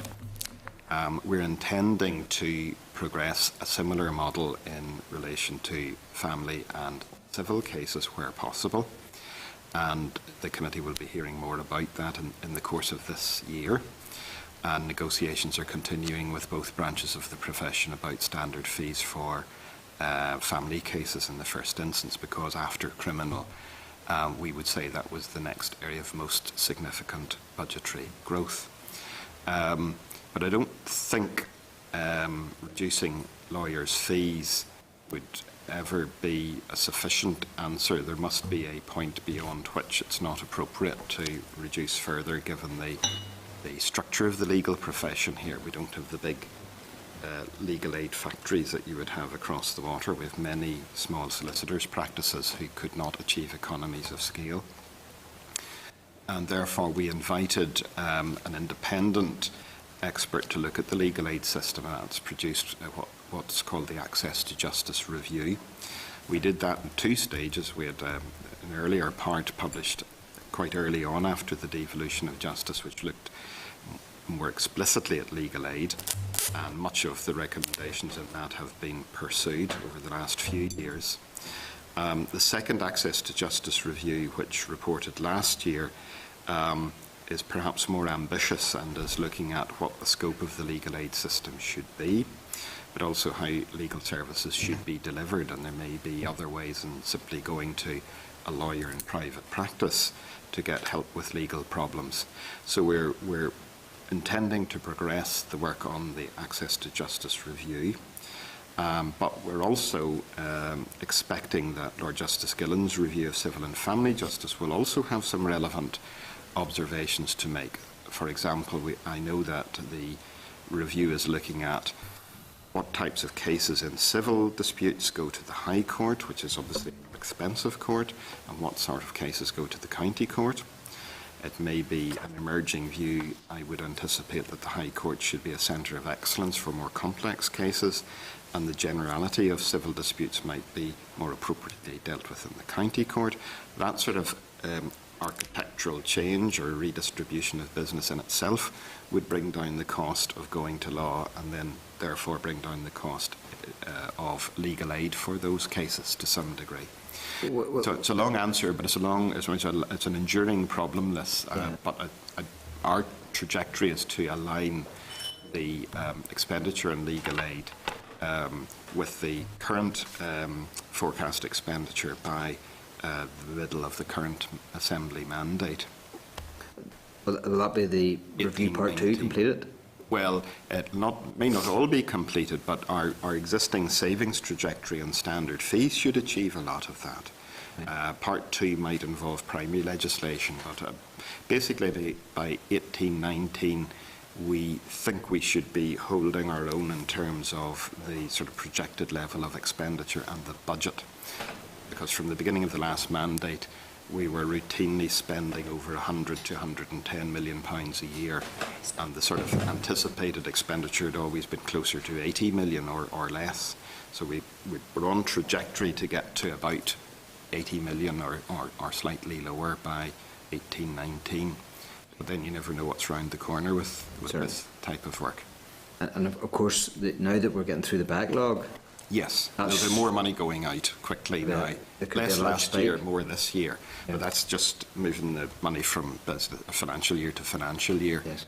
Once we get out of that and back into steady state, 1819 is the target for sort of aligning expenditure with forecast expenditure. But I've yet to see it happen.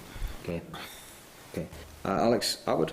Yeah, could I apologise to the committee and yourselves because I have to go to a meeting downtown now, and therefore I won't ask some of the questions I intended, and then I'll get the opportunity to come back to.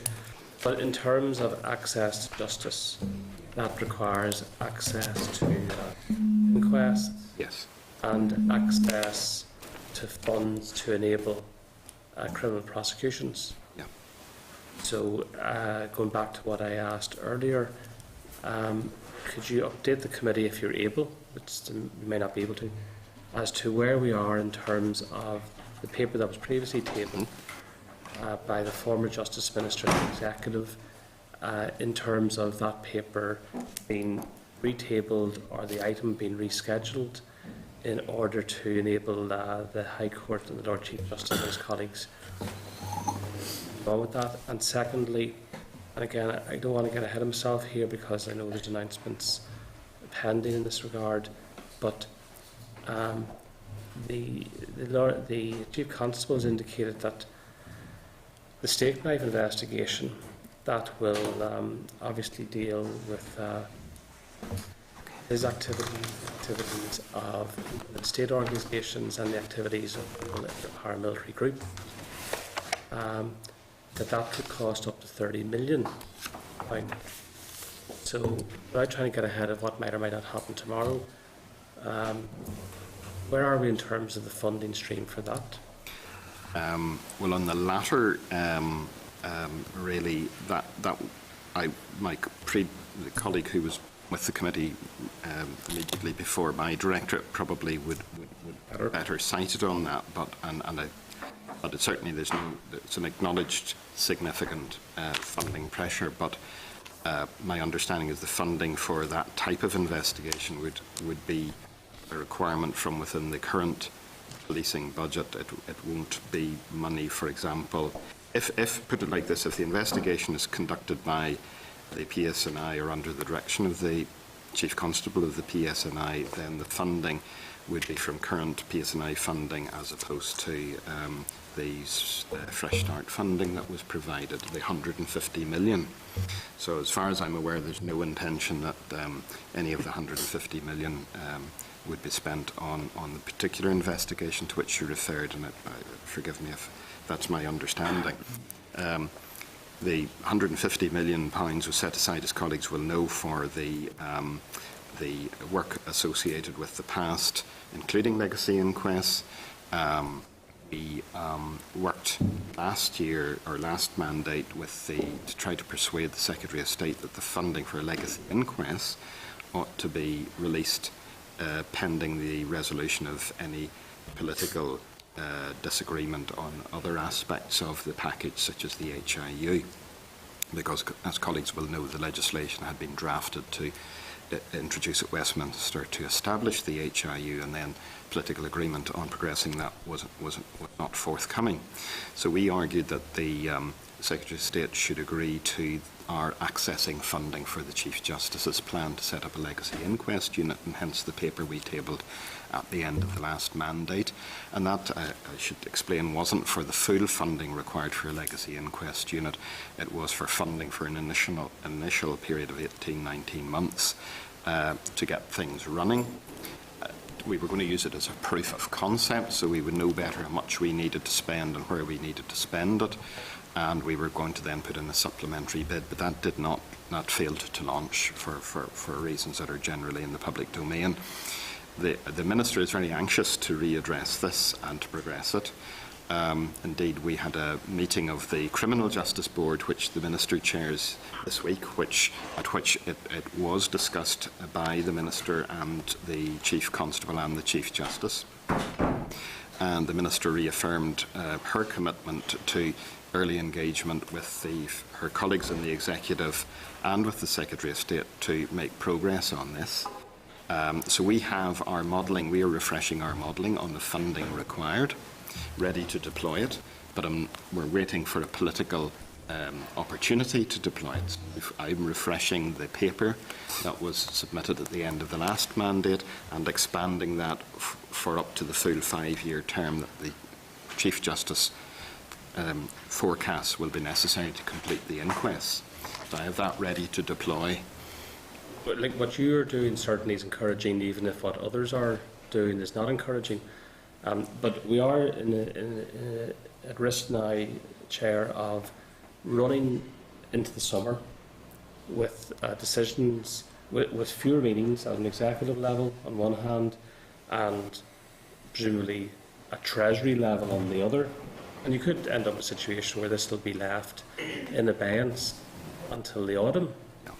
Well, and for victims and survivors who see inquests as one of the best hopes they have for a level of accountability, that's not a very good place to be in.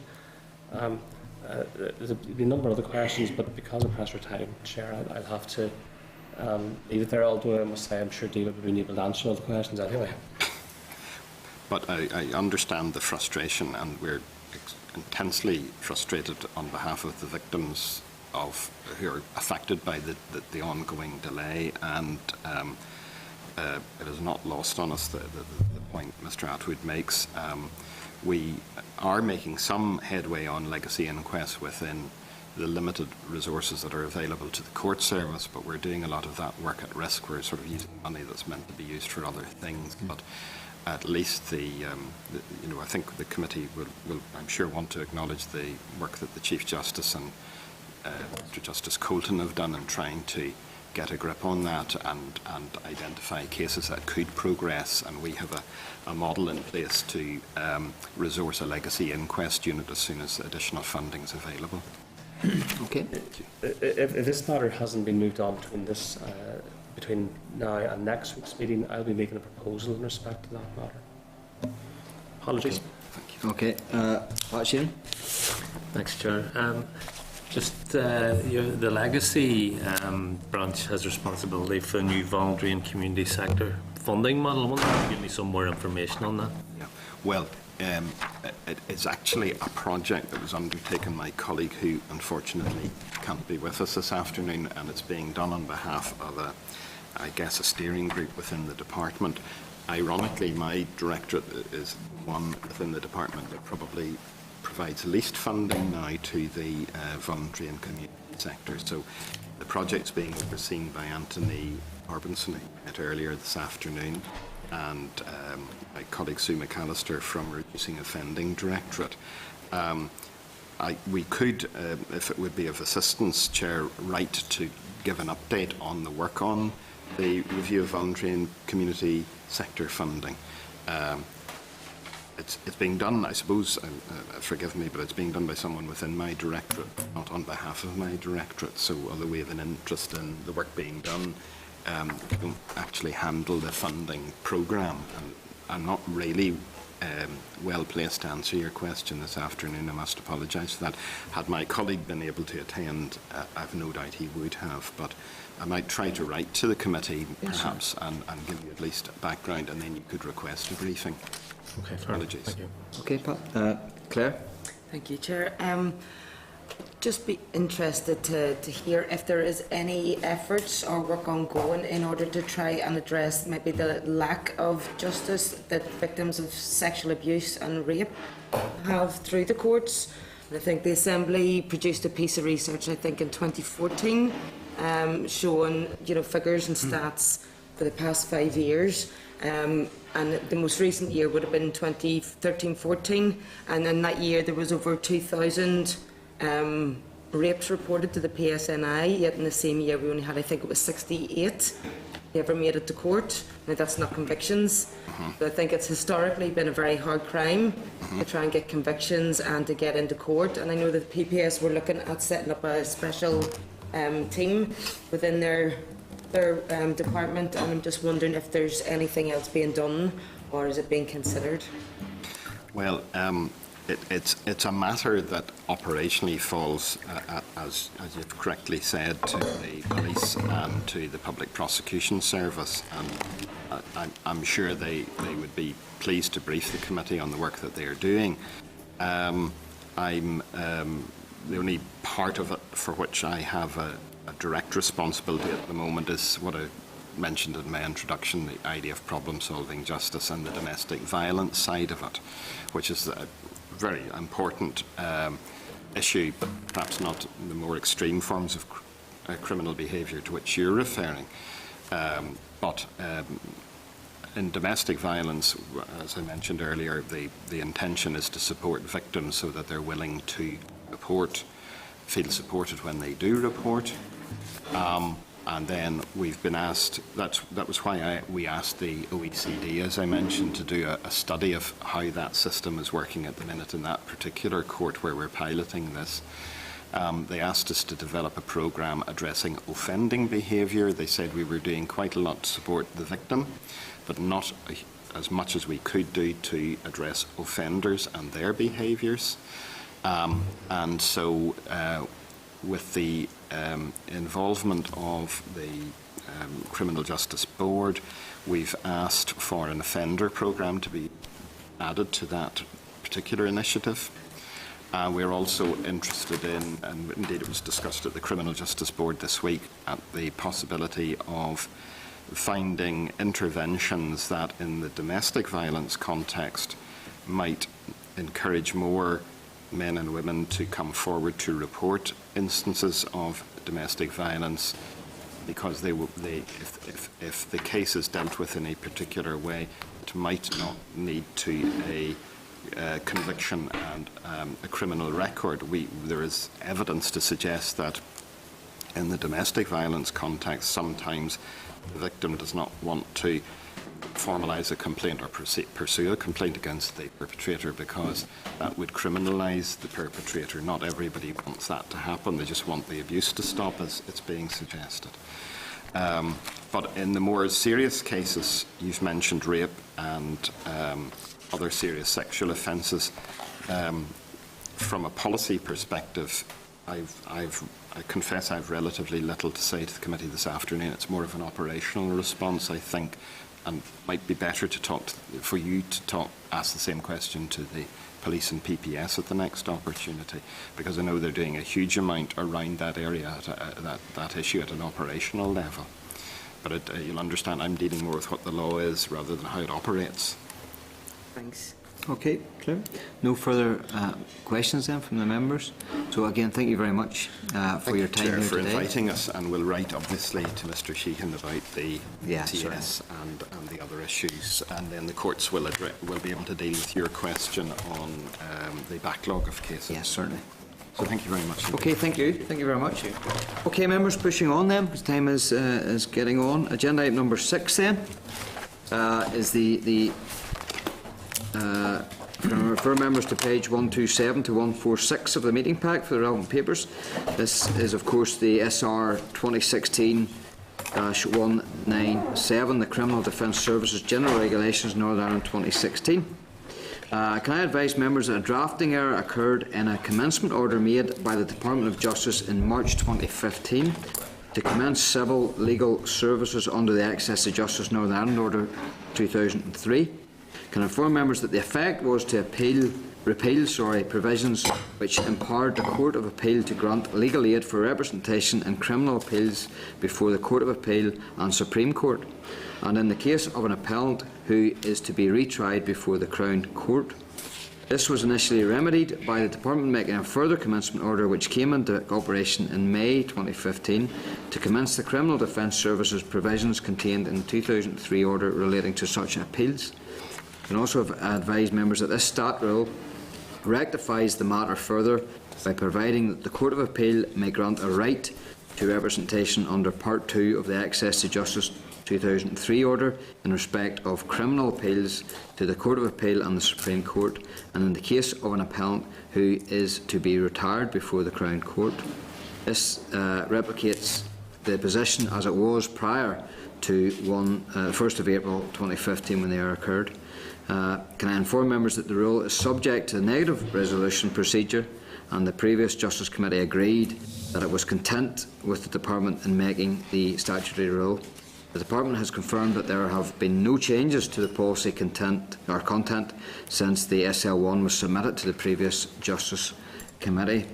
Can I advise members that the Examiner of Statutory Rules will report her findings on the technical elements of this statutory rule on the 10th of June 2016. Can I ask members then if they are content with the policy element of the stat rule, or whether any further information is required? Are members content? No. Okay, great. Can I inform members that the question on whether the committee is content with the stat rule will be put at the meeting next week after the Examiner of Statutory Rules has reported her technical findings? Members happy enough? Okay, agenda item number 7 then is SR 2016/198, the Criminal Defence Services Remuneration Order, Northern Ireland 2016. Refer members to pages 148 to 172 of the meeting pack for the relevant papers. Can I inform members that the stat rule is related to the previous one and again rectifies the position following the drafting error that occurred in the commencement order made by the Department of Justice in March 2015 to commence civil legal services under the Access to Justice Northern Ireland Order 2003. I advise members that this rule provides for the remuneration payment payable to solicitors and counsel for providing representation under Part 2 of the 2003 order in respect of criminal appeals in the Court of Appeal and the Supreme Court, and deals with the manner in which the remuneration is to be determined and paid. I inform members that the rule is subject to the negative resolution procedure, and the previous Justice Committee agreed that it was content for the Department to make the stat rule. The Department has confirmed that there have been no changes to the policy content since the SL1 was submitted to the previous Justice Committee. And I advise members that the Examiner of Statutory Rules will report her findings on the technical elements of this stat rule on 10th of June 2016. So can I ask the members if they are content with the policy element of the stat rule, or whether any further information is required? Are members content? Okay. Again, members, the question on whether the committee is content officially with the stat rule will be put next week after the Examiner of Statutory Rules has reported her technical findings. Agenda item number 8 then is the SR 2016/200, the Legal Aid for Crown Court Proceedings Costs Amendment Rules, Northern Ireland 2016. I refer members to pages 174 to 195 of the meeting pack for the relevant papers. Can I inform members that this stat rule provides revised legal aid remuneration arrangements for defence representatives undertaking work in the Crown Court? The rule provides new levels of fees payable to solicitors and counsel. Can I advise members that soon after the commencement of the 2015 rules, that introduced new fees arrangements, the Criminal Bar Association and a number of solicitors' firms withdrew from representing their clients in cases remunerated under the new fees. And in May 2015, the Law Society and the Bar Council jointly launched judicial review proceedings against the Department of Justice. Can I inform members that whilst the High Court found for the applicants on 2 grounds, it did not quash the rules, and an appeal was lodged. Before the appeal was heard, the Lord Chief Justice suggested that the parties involved consider entering mediation, and this took place. While the details of the mediation are confidential, this stat rule is the outworkings of the agreement reached. Solicitors and barristers formally returning to representing their clients in February of this year. Can I advise members that this rule is subject to negative resolution procedure, and the previous Justice Committee agreed that it was content for the Department to make the statutory rule. The Department has confirmed that there have been no changes to the policy content since the SL1 was submitted to the previous Justice Committee. Can I inform members that the Examiner of Statutory Rules will report her findings on the technical elements of this stat rule by the 10th of June? So can I ask the members then if they are content with the policy elements of the statutory rule, or whether any further information is required? Content? Okay. Can I advise members that the question on whether the committee is content officially with the stat rule will be put at the next meeting after the Examiner of Statutory Rules has reported her technical findings? Agenda item number 9 then is SR 2016/2001, the Legal Aid for Crown Court Proceeding, Costs Amendment number 2, Rules Northern Ireland 2016. Refer members to page 197 to 225 of the meeting pack. Can I inform members that this stat rule will introduce provisions into the Crown Court to provide remuneration in cases where the circumstances of the case are so exceptional that the costs of representing the case cannot be properly remunerated under the existing matrix of standard fees. The rule prescribes hourly rates of pay for any additional work authorised by the Department. Those amendments have been developed following a number of judicial decisions where it was considered by the Court that the work involved could not be properly remunerated by the existing standard fees. I advise members that this rule is subject to negative resolution, and that the previous Justice Committee agreed that it was content for the Department to make the statutory rule. The Department has confirmed that there have been no changes to the policy content since the SL1 was submitted to the previous Justice Committee. I will inform members that the Examiner of Statutory Rules will report her findings on the technical elements on this statutory rule on the 10th of June. Sorry, Chair, just sorry if I jumped in ahead of you just finishing there. No, you're okay. I'm just conscious in the previous mandate, at consultation stage of this, we were lobbied by some of the legal profession, and I just want to know, was the Law Society and Bar Council, were they consulted on, and if so, did they have any responses? I do see in the consultation that 4 substantive responses were received, but it doesn't clarify who they were actually from.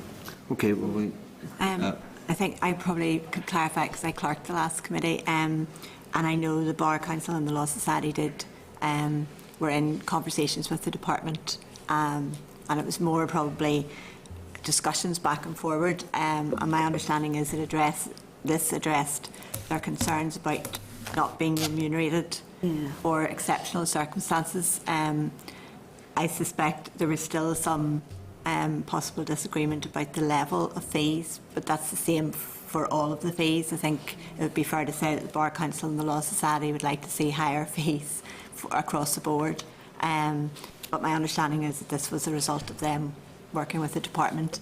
I think it was they initially who took the judicial reviews because they didn't feel that some of the work in exceptional circumstances was being remunerated under the standard fees, and this introduces a new element to the fees that allows them to receive better and what they would consider proper remuneration for exceptional cases that would sit outside the standard framework. Is there an opportunity for us maybe to see the response? There's a copy of the post-consultation response in the pack. Web page, haven't we? Yeah. This was all part of the whole mediation at that time, and I suppose the compromise that all parties came to. Yeah, and I'm just raising it because I personally was lobbied. Yes, understand. Yeah. From a legal profession in my own constituency. The consultation response starts at page 215, but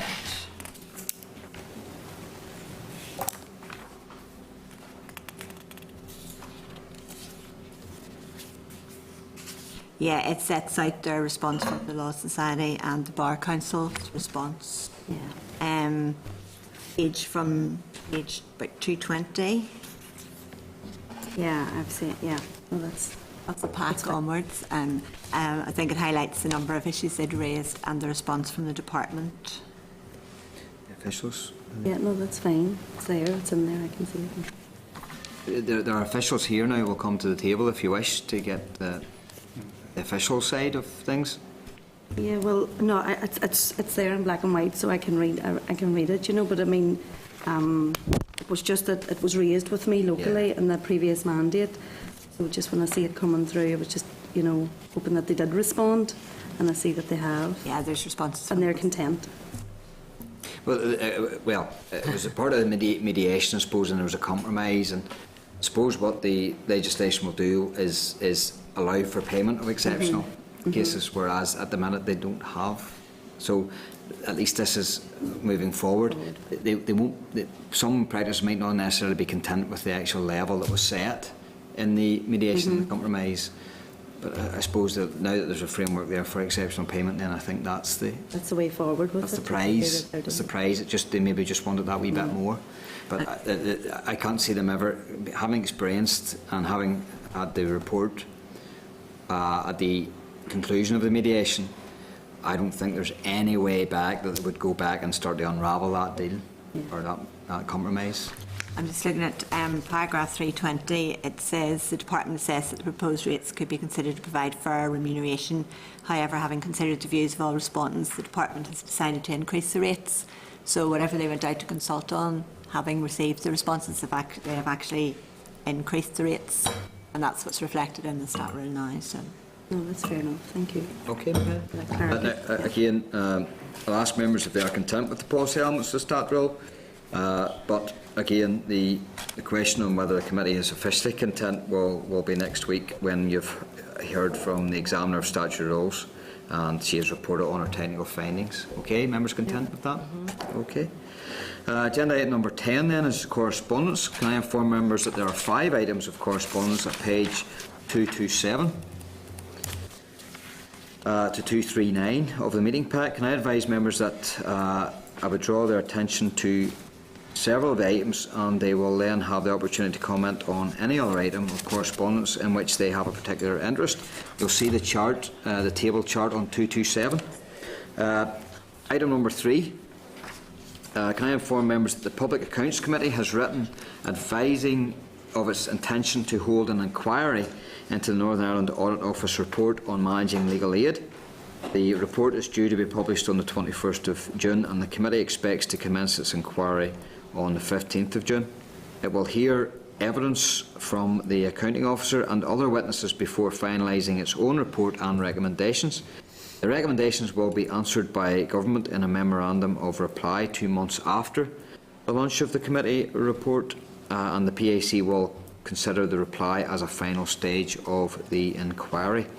Can I advise members that once PAC has completed, which is the Public Accounts Committee, has completed its work, it is open to this committee to consider the findings and reply and decide whether it wishes to carry out further work or monitoring of progress to address the recommendations.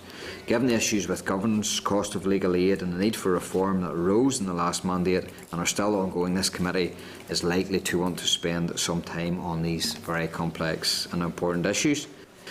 So can I seek the agreement of members to write to the Public Accounts Committee to advise that this committee will be considering legal aid budget issues and legislative changes, and therefore wishes to be kept appraised of progress and the likely publication date of its report? Members agreed? Agreed. Okay. Item number 4 then of the correspondence pack at pages 236 to 238 of the meeting pack. Can I refer members to the invitation to the next NIAGRO Justice Series seminar on positive youth justice, which is being held on Tuesday, 21st of June at 12:30 p.m. in room 115. Can I advise members that the committee meeting on Tuesday, 21st, is also scheduled to take place at that time? So can I seek agreement of members to bring the committee meeting forward to 12 o'clock to enable those members who wish to attend the NAGRO event to do so? They do very good seminars. It's very worthwhile going to them, especially if you're a member of this Justice Committee. And sorry. You're talking about the committee being available to operate between 12 and half 12. Do we need half an hour? Is that the amount of business you see being in front of the committee that day? Yeah, well, we had left it light because if you remember, if we would have met on the Thursday, that was the day of the referendum. So we kept the work programme light, and then we moved it to Tuesday. It's all I written didn't realise it papers. was as light as that. Yeah. It's all written papers. There's no oral briefings. So. Okay. And we'll be here anyway because plenary is meeting. Yep. Okay, our members. Sorry. No, Okay, I would advise members if you can get, I would recommend the NAGRO events. They are very, very good, and they do a lot of work, and they do get interesting speakers to come along and it's very, very educational, very, very worthwhile. Can I ask members to also advise the clerk if they intend to go to that event, and then we'll be able to pass that information on to NAGRO.